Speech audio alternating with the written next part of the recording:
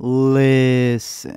It's kind of funny when people say the entirety of the X-Men franchise is a bust, forgetting Deadpool, Logan, hell, X-Men movies that are a part of the franchise. But to be honest, it's kind of sad that we won't be seeing that X get accented on the Fox logo anymore once that's gone. I personally did have hope for the younger cast who were kind of promised these decade-long story arcs, and then all of that just went away. And while I do want to make an LME covering everything Fox did with Marvel in the movies, I've also heard the TV shows are pretty great, I'm still waiting on New Mutants to come out before I do that. If that ever comes out. But if there's one winner in all of this, it has to be Kevin Feige. This man was involved with Fox, Sony, Universal, all of the Marvel movies that have been made throughout the years, and pretty much every studio probably had the opportunity to take his advice, and none of them did until Disney finally showed up and said, I'm with you to the end of the line. And now my dude's collecting up the mother studios like, I told you so. But while everyone wants to crap on this new one, and I'm not saying that it's great, it's literally a remake of their own movie by the same writer, I do think it's a little bit better. Honestly, I may even suggest hitting up a $5 Tuesday if you can, because while there is a lot to complain about in this movie, in my personal opinion, I think the acting is great. Some of these dudes really thought they were X-Men, others played characters that wanted to leave the X-Men, and it felt really true because they really did want to leave. But it's one of those things where it didn't matter how convoluted they tried making the plots for their new movies, the most entertaining battle was always outside. Let me explain. So what I've always loved about the X-Men is that every installment for them is Civil War. Like in their world, nobody likes them. They ain't your neighborhood anything because they got them cooped up in a mansion out in the country as far away as possible. And that's where little Jean Grey ends up crashing. Growing up, she had no idea how to control her powers, and so one day she loses it and accidentally kills her mom in a car crash. Her dad has absolutely no idea what to do with this little girl who murdered his wife, and so Charles Xavier shows up to take her back to his mansion, with Jean not realizing that her mind's been altered by him. Now, right off the bat, I think James McAvoy is a great actor. Dude takes on some of the craziest roles, regardless of if it's an indie or a major blockbuster, and I completely respect his approach to his craft. But I hated him in this movie. Charles, I get that you want to remove that guilt from this child's mind, but that's like shoving your clothes under the bed. You're gonna have to deal with it later. We flash to the present, which in this movie is 1992, and things seem to be okay with the X-Men and the government. The president has a direct line to them, like he's the mayor. They're going on space missions to save some astronauts, and you can hate on these movies all you want, but none of the Avengers, and I love the Avengers movies, so relax MCU fans, but none of the Avengers have cooler powers than the X-Men. Hell, even with the ones that they share, Fox made superior ones. They got Nightcrawler teleporting in while Quicksilver zips to collect all the astronauts, and then they bring them back. It's gorgeous. You're taking two of the most iconic X-Men and choreographing the scene to perfection. All of that is beautiful, and Jean Grey blows up. Oh wait, I just realized I don't care. Turns out that this thing that they believed was a solar flare is really this dark phoenix energy, and that ends up entering her body while they were on this mission, and it starts taking over. Now, I love the original storyline because it's iconic, but it's one of those things where you had already done it, and now you're choosing a time to redo it when we're seeing a lot of that storyline going on. And by the way, the women are always saving the men around here. You might want to think about changing the name to X-Women. Jean then enters people's minds without consent, and little by little, Charles and the gang realizes that something's up with Jean. Now, at first it seemed like Mystique and Jean were going to be having parallel storylines. Mystique keeps complaining that she wants to leave the school because she thinks Charles is different, and while I did agree with her at first, because Charles is just clout chasing to a degree, it did sound like she was jealous of the new girl in town. Like, she always was the favorite one, and now Jean's getting all the attention. It's obvious Jennifer herself also didn't want to be there, so I thought she was just tweaking to a certain degree, until she freaking dies.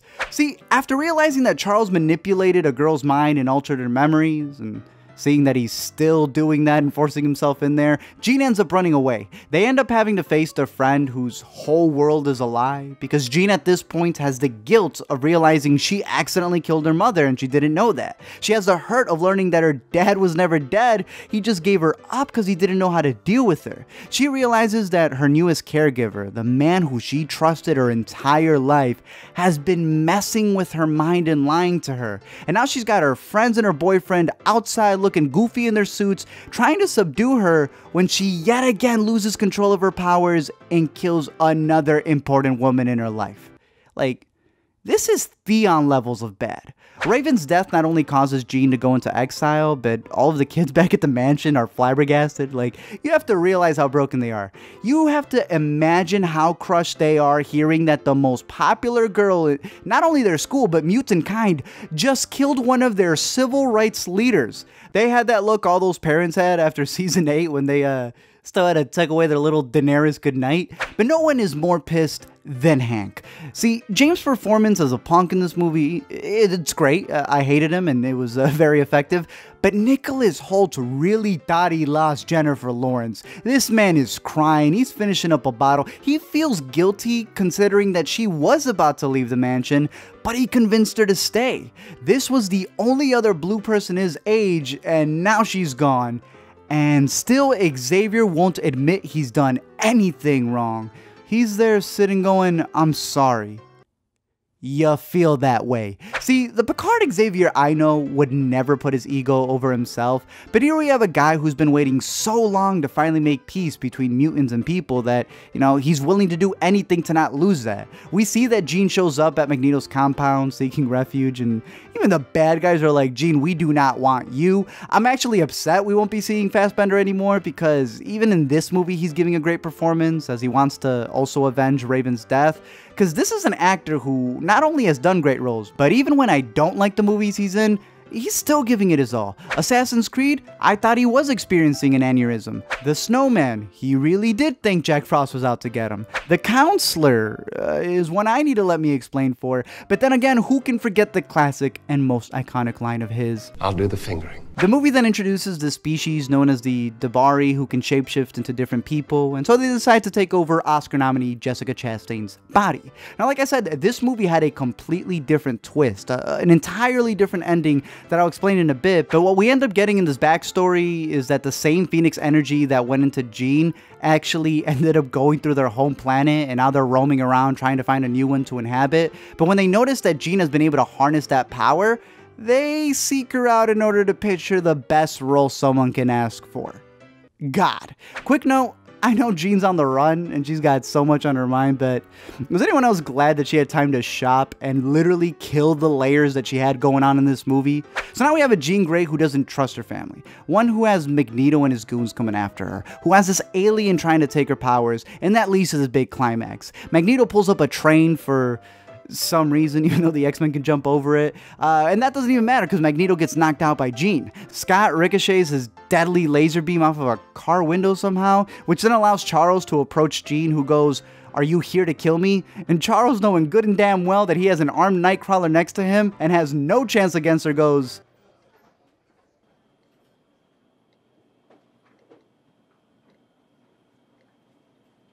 "What?" Jean knocks out Nightcrawler easily, and then, I kid you not, makes Charles walk up the stairs like Quap, and then gets convinced by Evil Chastain to transfer her powers over to her as she gets hit with the line, "He may have showed you your past, but let me show you your future." Scott's goofy ass then comes in and shoots Jessica Chastain to the next room, who, I mean, he didn't even know she was the bad guy, but he still knocked her off to the next block. All of them get detained by the military, where Charles, now that he's got nothing else to lose, admits he maybe was wrong. Magneto starts fighting like John Wick. The Phoenix rises to save the day as she wipes out the alien race, sacrificing herself for her friends as she Nelly Furtados over Charles and Eric as they play one final game of chess. But then it turns out that they had a different ending that got lost. See, because of the whole Disney merger, a lot of things had to change. Some believe they forced them to swap out the ending because, they didn't want people to look forward to a sequel, and it wasn't really in the studio's best interest. But it also did away with the setup Fox had for all of the upcoming sequels, which are no longer upcoming. They pretty much had set up a decade-like pattern between each one that would eventually lead to 2023, which is when Days of Future Past takes place in its present. So that would mean that they had at least 2 other movies before they got there. The writer even hinted at the fact that he wanted spin-offs for Storm, Cyclops, Nightcrawler, and Jean Grey.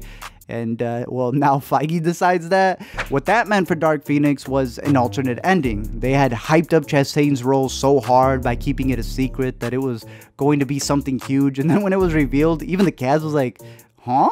See, before they even had the Disney merger get completed, they were having scheduling issues with themselves. Fox was choosing their beloved Papa Cameron because he had his Alita movie coming out, and thus they delayed Phoenix. And they were also put in a conundrum where they had an ending that was way too similar to Captain Marvel's. Because the thing was, Jessica Chastain was originally going to be a Skrull, hence the shape-shifting that was meant to be a much bigger role that ended up getting cut, which just keeps happening to poor Jessica. So not only did it alter their plans more than Charles did Jean's mind, but any promises that this cast got, gone. The setup leading back to Days, ruined. And the franchise that once had the ability to restart their own timeline got stripped as they vanished in a snap. But I think they're still thinking of keeping Deadpool. Thank you guys for checking out this video. I'm curious to know your thoughts down below in the comment section. I'm curious, do you find all of this contract dealings interesting? I think it's always cool to see what's planned and then it doesn't come to fruition, or how things need to change. I'm also curious to know what you thought about the movie. I know not everybody liked it, but I can still enjoy things. I'm still laughing at the beginning where the X-Wing comes out of the basketball court, because it's like the most inconvenient place to have it. What if someone was in the middle of Horse, right? They just had the S and the E left to win, and all of a sudden there's like a mission. You gotta stop what you're playing. Bobby would be so pissed off. There was another thing that I know went trending for a little bit, and that's when Scott just swore, and everyone thought that was like a funny line to make fun of, but it looked like they were coming out of Central Park, and that wasn't the part that caught me off guard. To me, it was the fact that Magneto and his goons were walking in the front, right? And right behind them, did they not notice at night that there was, I don't know, silhouettes of a bald man in a wheelchair, Bigfoot, Cyclops, and a kid with a tail? Like that was the goofiest part for me. But I'm curious to know your thoughts down below in the comment section. I wasn't as bored as I was with The Last Stand in this one. It didn't have Juggernaut, so I guess there was that. But I'm curious to know your thoughts. Let me know your thoughts on who you want to be cast for the new MCU incarnations. If you believe that the New Mutants movie may actually end up going to Disney Plus because nobody has any faith for it. But let me know any thoughts you have about these movies down below. What your favorite X-Men was. Don't forget to comment, like, and subscribe. And maybe New Mutants might come out one day.